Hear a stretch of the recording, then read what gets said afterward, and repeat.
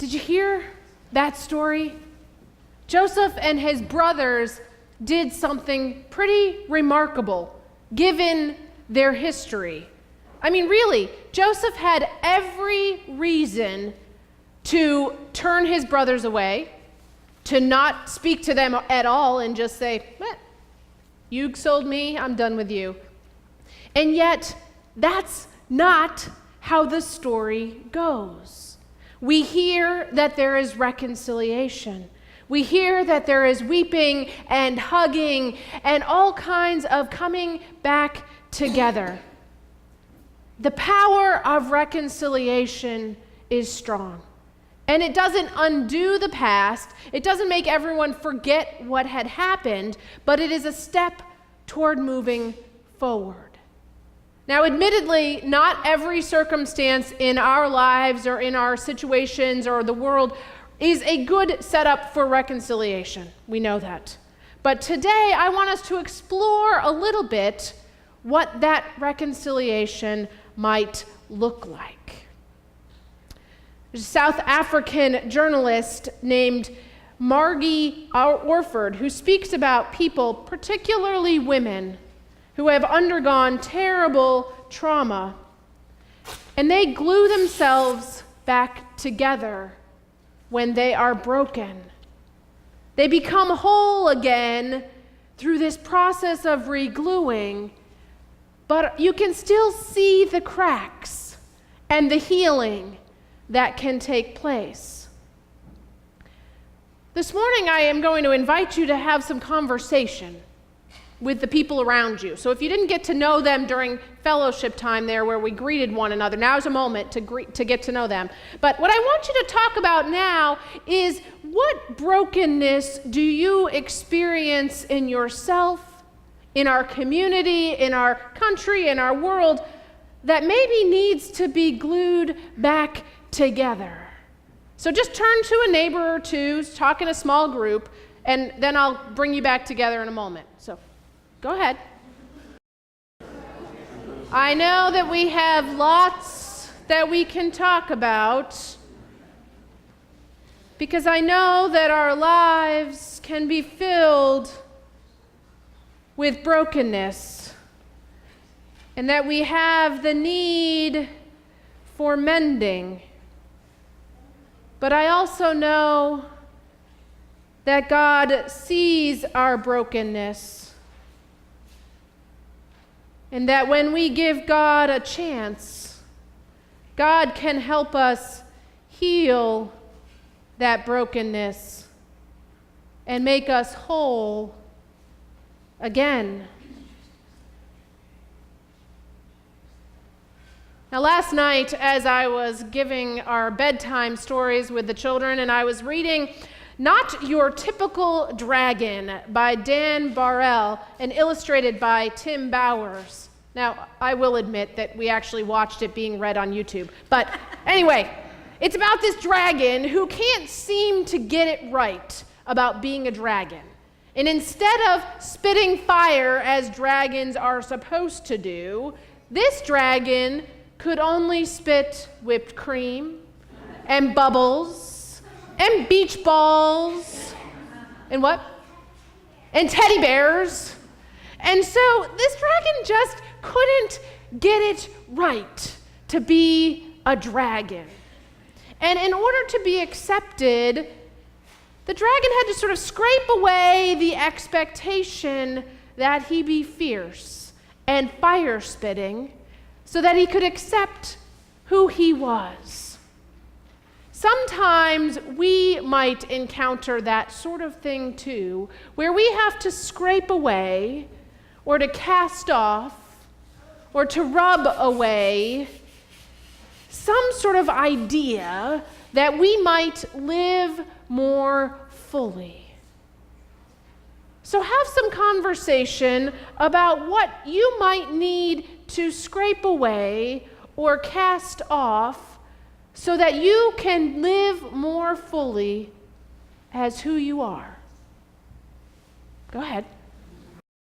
But when we allow God to rub gently at some of those things in our lives that we need to sort of scrape away. Some of those expectations or standards that we think we need to have, then we can live fully restored into the image of God that we have been created to be. We can be fully restored. Now, I don't want to spill those. I put them there in the middle, but I'm going to move them. I'll probably move them again. But now, when I was growing up, my mother loved tea. I learned pretty early as a child that I was not to speak to my mother until she had had at least one full cup of tea. And usually first thing in the morning, she would put the tea bag in the cup and pour the water directly over. But when there was a special need or a special time, she would bring out the teapot and make a pot of tea. Often she would be having a friend over, and us kids would go run and play, and they would sit and drink tea for hours, having conversation.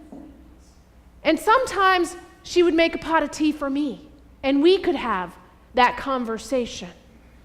Now, there's a reason that we have the saying, tea and sympathy, which comes from a play written by Robert Anderson, and this sort of popular sense that when we have tea, we offer hospitality, and we offer a chance to listen and to be heard. And so I wonder what worries and troubles you might need to sit with a cup of tea over, that you might need to talk about. And I'm going to invite you into some silence as you consider those conversations you might have over a cup of tea.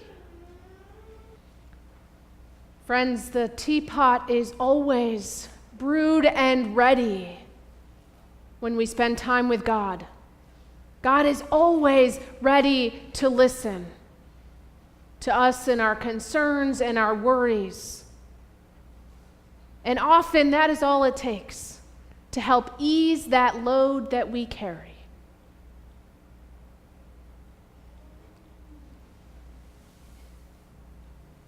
This bowl of soil. The American poet and farmer and environmentalist Wendell Berry writes that the soil is the great connector of our lives, the source and destination of all. It is the healer and the restorer and the resurrector, by which diseases pass to health, age into youth, death into life, and without proper care for all of it, we can have no community, because without proper care, we have no life. Friends, I invite you to talk with one another about the ways in which we have failed to care for our earth, and we have contributed to the degradation of God's earth. While our hands and our actions can do damage, they also can bring change. Our hands can bring healing to our world by the choices we make. You know what they are. We can choose to reduce how much we consume, to reuse things instead of to get rid of them, to recycle even when it's a pain in the neck to do so. We can make choices to consolidate our errands so that we don't have to go out over and over and over. There's little things and there's big things that we can do. But today I invite you, at some point today, to go outside and to notice God's creation and to appreciate it, to notice the beauty and the splendor. Because sometimes when we notice and appreciate, it helps us to take that step to care for and to protect. Now, this baptism bowl reminds us of God's endless love for you, each and every one of you. and of God's unceasing forgiveness. I invite you to watch this music video of one person who's going to say she's sorry.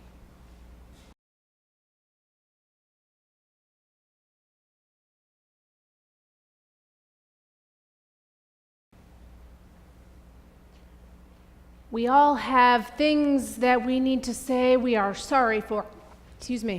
Sorry for. Maybe things we've done as a child, things we did this morning, perhaps.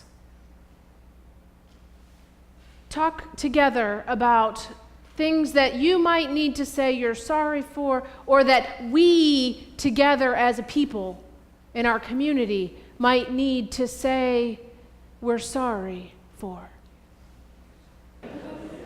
We could probably talk all day about the things we might need to say that we are sorry for.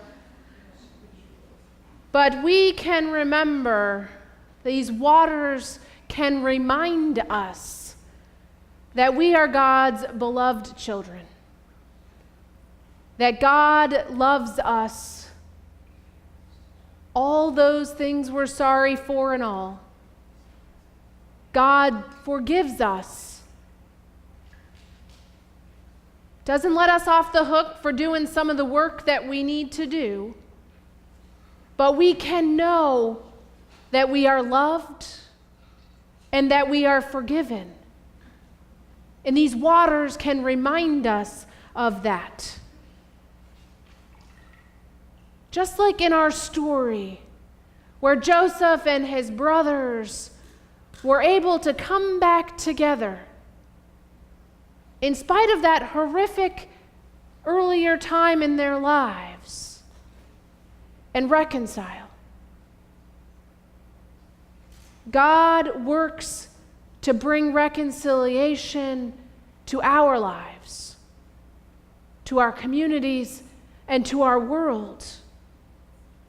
God's forgiveness is always there for us. God's love is always there for us. Healing is always there for us. Know it, claim it, and live it. Amen.